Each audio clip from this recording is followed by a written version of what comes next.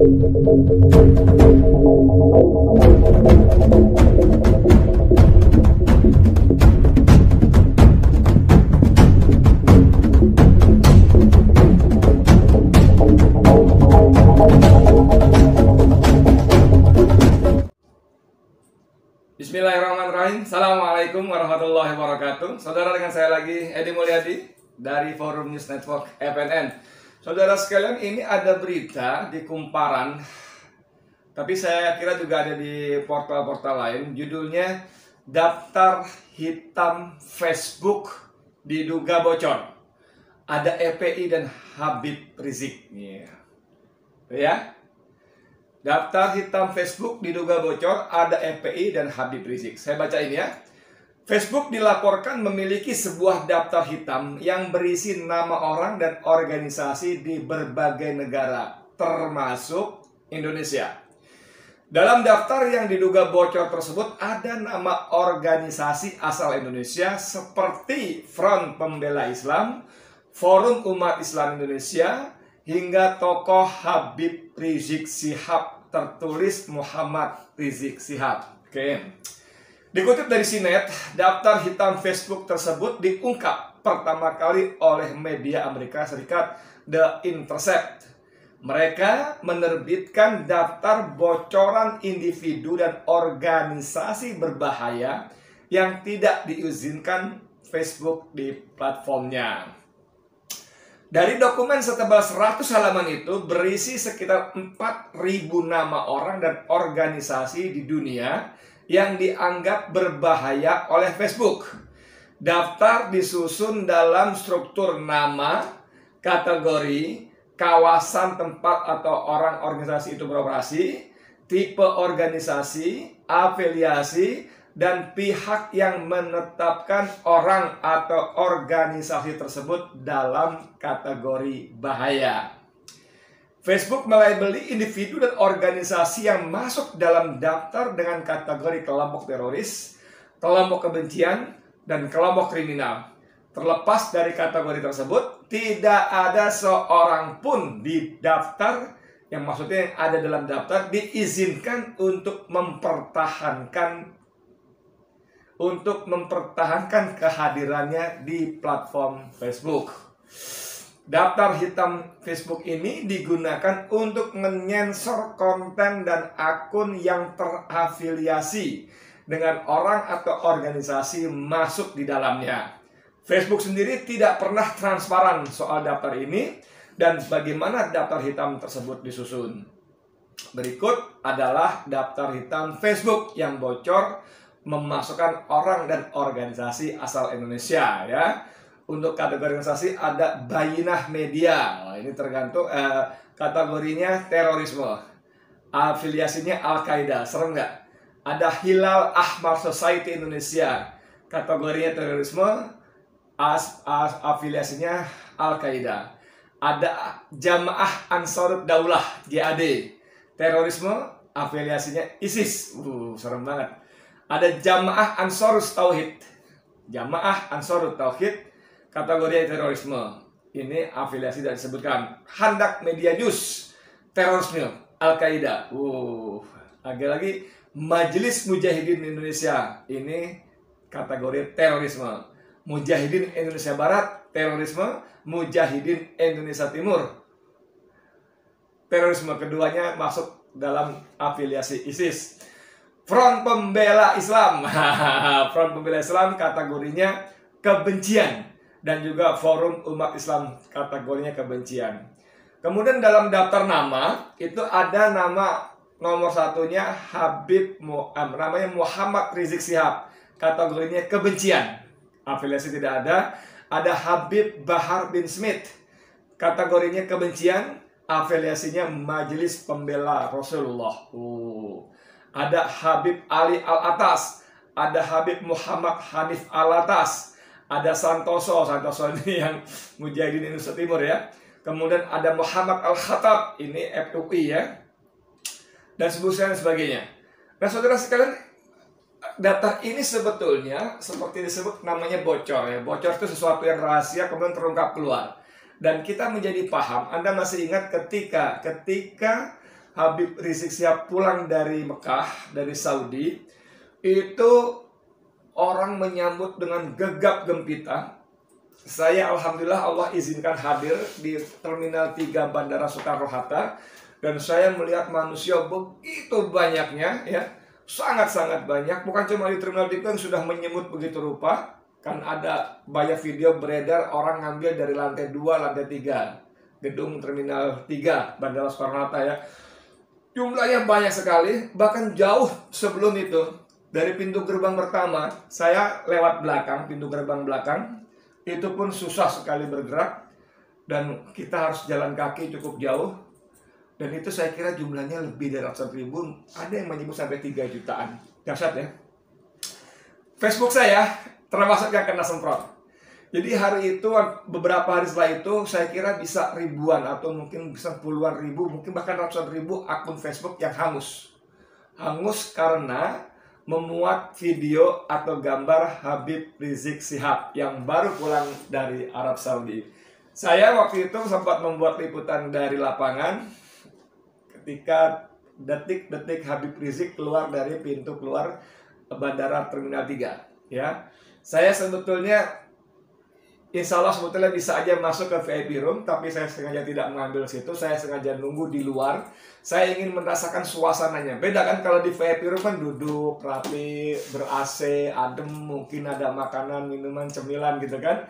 Tapi itu udah saya lakukan, saya berbaur dengan umat. Wah, Masya Allah, dahsyat luar biasa. Untuk sampai ke depan pintu keluar Terminal 3 itu saja, Allah bantu dengan askar FPI yang berbaju putih-putih itu, ya. Jadi saya datang dari jauh, sudah di pagar betis berapa lapis, 3 atau 4 lapis, ya.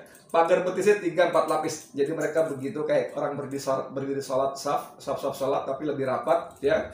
Panjang gitu sehingga orang tidak bisa masuk, tidak bisa menembus untuk jalan menuju pintu masuk atau pintu keluar Terminal 3.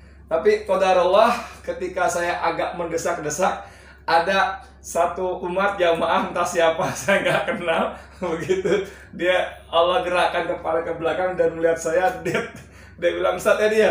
"Iya." "Oh, ayo saya antar," gitu. Alhamdulillah, saya pegang pundak dia menyimbak, lalu laskar dia tepuk-tepuk sama dia. Sampai di mana? Laskar menyimbak, saya ke dalam. Allah Akbar. Itu kalau tidak seperti itu, saya kira Allah nggak bantu seperti itu, saya belum tentu bisa dapat ke depan untuk meliput, kalau istilahnya mengabadikan, ya, mengambil gambar detik-detik Habib Rizik Syihab keluar dari pintu. Dan itu begitu Habib Rizik keluar, wah, orang histeris, laskar yang menjaga 2 lapis kanan kiri itu jebol. Orang minimal ingin melihat lebih dekat, syukur-syukur bisa cium tangan atau minimal menepuk bahunya atau apalah. Dan itu saya melihat, Masya Allah, petugas luar biasa bekerja ekstra sangat keras, ya. Tapi yang ingin saya ceritakan adalah begitu saya bikin laporannya, saya upload ke video YouTube saya, termasuk Facebook. Alhamdulillah YouTube nggak kenapa-napa tuh, alhamdulillah. Tapi Facebook saya langsung jebret, hilang. Postingan Anda melanggar larangan standar komunitas kami, ya. Dan peristiwa serupa dialami oleh begitu banyak akun Facebook, karena kita kan sama-sama di grup-grup WA, ya. Maka pada lapor, pada ngeluh, pada marah, pada caci maki, pada kesel karena akun Facebooknya diblokir. Dan setelah itu sampai sekarang saya nggak punya akun Facebook lagi. Males saya buka-buka lagi, karena itu bukan sekali saya kena blokir. Saya lanjut lagi, ya. Jadi yang menarik adalah dari dokumen setebal 100 halaman itu berisi sekitar 4.000 nama orang dan organisasi di dunia yang dianggap berbahaya oleh Facebook. Daftar disusun dalam struktur nama, kategori, kawasan tempat orang atau organisasi itu beroperasi, tipe organisasi, afiliasi, dan ini menarik, dan pihak yang menetapkan orang atau organisasi tersebut dalam kategori berbahaya. Saya ingin kalimat terakhir saya ulangi lagi, dan pihak yang menetapkan orang atau organisasi tersebut dalam kategori berbahaya. Saya membaca kalimat ini menyimpulkan atau berasumsi bahwa si A, si B, organisasi ini, organisasi itu ditentukan disebut berbahaya atau tidak bukan semata-mata oleh Facebook. Bukan semata-mata oleh Facebook. Kalau Facebook yang menentukan sendiri, maka tidak perlu ada kolom yang menyebutkan pihak yang menetapkan orang atau organisasi tersebut dalam kategori berbahaya. Tidak perlu, otomatis Facebook sudah masukkan si A berbahaya, si B berbahaya, organisasi ini berbahaya, organisasi itu berbahaya. Tapi karena ada kolom khusus pihak yang menentukan ini berbahaya, berarti ada pihak eksternal Facebook. Dan seperti disebut tadi, ini daftar terjadi di banyak negara termasuk Indonesia. Nah, di Indonesia pihak eksternal yang bisa menentukan si A, si B, si C berbahaya dalam media sosial adalah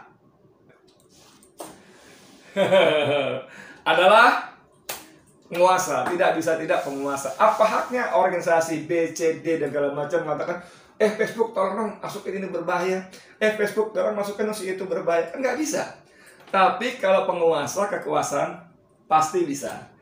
Mungkin dia bikin surat, bikin daftar si A, si B, si C dan seterusnya ini berbahaya. Tolong kamu jangan masukkan, jangan sampai kamu izinkan orang ini atau organisasi ini bisa muncul di platform Facebook kamu. Dan itu terjadi. Saya kira sudah hampir pasti itu penyebabnya. Dan kita tahu bagaimana penguasa kita memperlakukan Habib Rizik Syihab, memperlakukan FPI.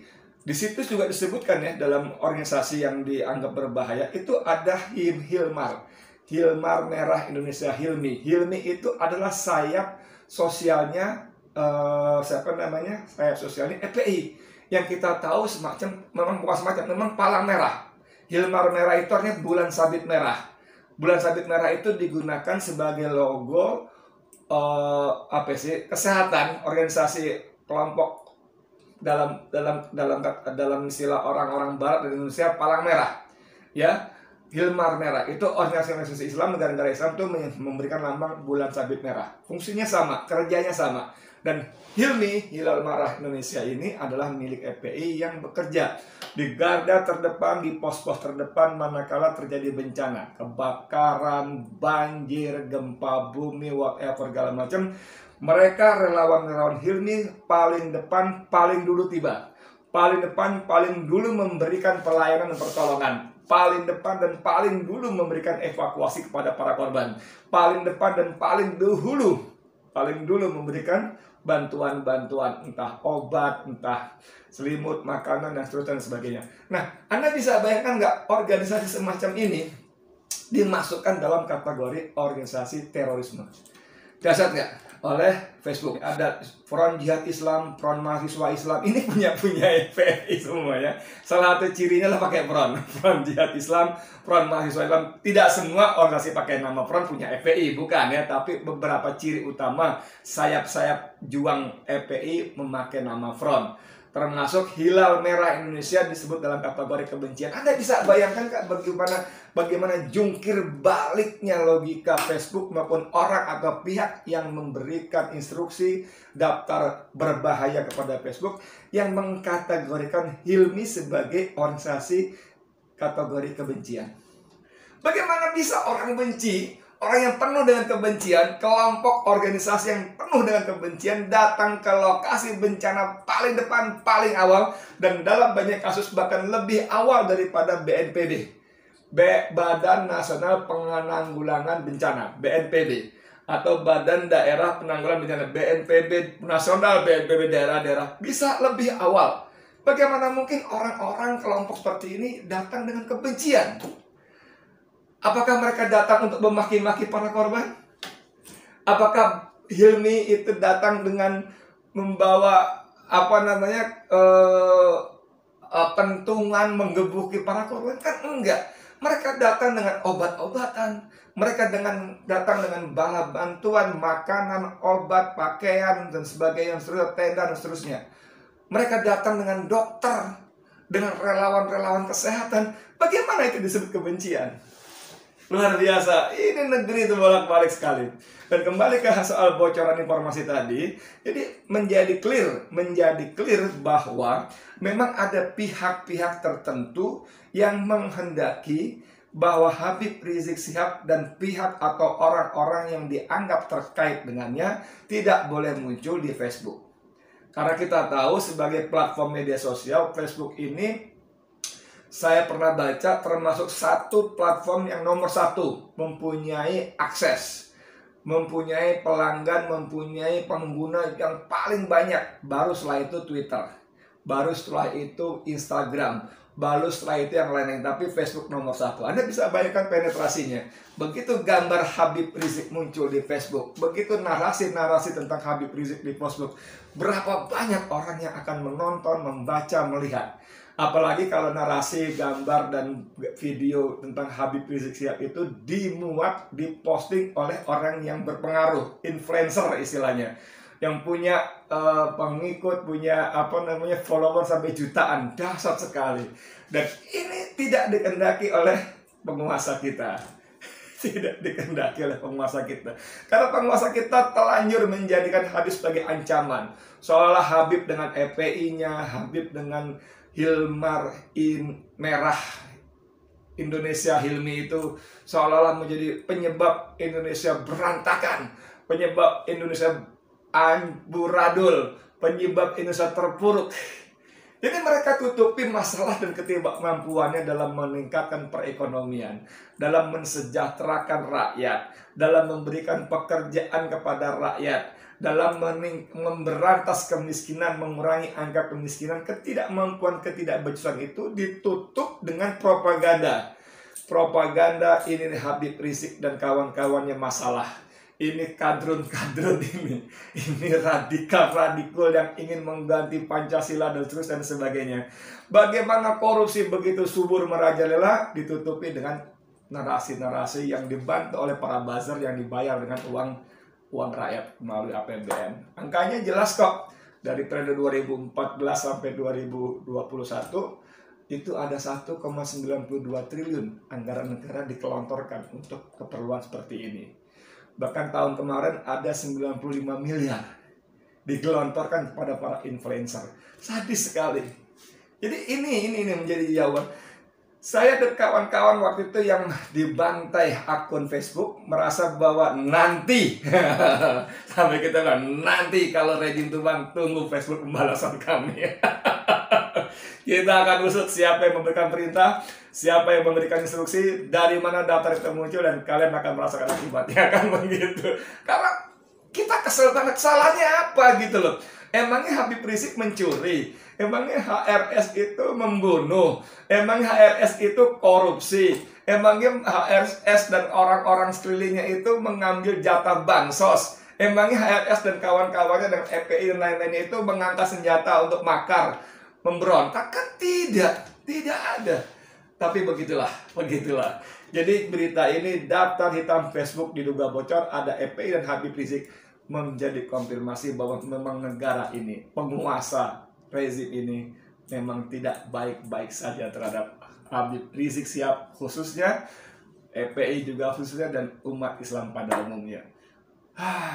Inilah negara kita, dikuasai oleh kaum Islamofobia, dikuasai oleh kader-kader simpatisan PKI, komunis yang menginfiltrasi kepada tiap lini-lini kekuasaan, dan mereka meminjam istilah Dr. Salim Said, mereka meminjam tangan-tangan kekuasaan untuk membalas dendam kepada umat Islam. Mengerikan. Tapi jangan khawatir, hasbunallah ni'mal wakil, ni'mal maula wa ni'mal nasrun minallah wa fathun qarib. Dan pertolongan dari Allah, kemenangan sudah sangat dekat. Insya Allah. Amin. Saya Edi Mulyadi untuk EPN. Assalamualaikum warahmatullahi wabarakatuh.